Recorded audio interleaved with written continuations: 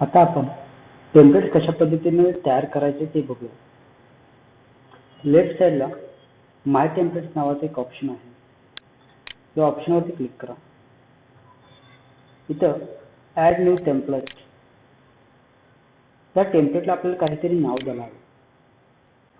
Consider करा, मला याला नोटीस नावाचे एक टेम्पलेट आहे जे की आपल्याला सारखं लागणार आहे. आपण याच्यामध्ये क्लिक करा.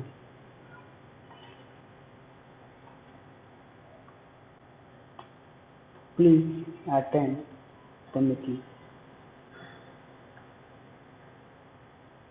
हे आपण सेव्ह करूया.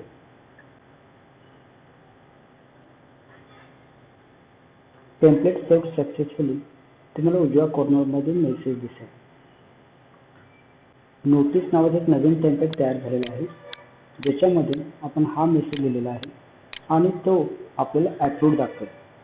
आता ज्याला आपल्याला ह्या टेम्पलेटचा उपयोग करून SMS सेंड करायचा असेल, त्याला आपण सेंड SMS वरती येऊ.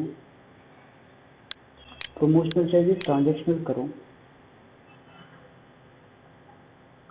बाकीच्या सर्व गोष्टी कॉन्स्टंट असतील.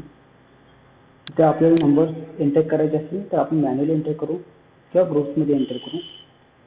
डेमोसाठी मी मॅन्युअली एंट्री करतो आणि त्यानंतर इथे मेसेजमध्ये मला मेसेज टाईप करायचं नाही, तर ऑलरेडी मी जो सेव्ह करून ठेवलेला आहे, जे काही मी टेम्पलेट्स आहेत तो वापरायचा असेल तर मी त्या राईट साईडला ह्या टेम्पलेट्सवरच्या प्लस आयकॉनवरती क्लिक करेन.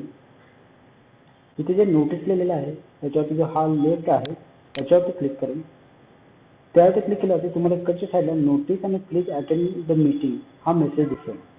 मग याचा अर्थ काय की आपण जे टेम्पलेट्स ऑलरेडी तयार करून ठेवलेले आहेत ते आपल्याला पुन्हा टायपिंगची गरज नाही. आपण ते रेग्युलरली विदाउट टायपिंग वापरू शकू आणि सेंड नावावरती आपल्याला क्लिक करावं लागेल. अशा पद्धतीने आपण टेम्पलेटचा उपयोग करून SMS सेंड करू शकतो. टेम्पलेट्स आपल्याला कुठल्या गोष्टीची तयार करावी लागतील, जे SMS आपल्याला नेहमी लागतात, ज्यांचा फॉर्मॅट फिक्स आहे, अशांचे आपण टेम्पलेट्स तयार करून ठेवू शकतो.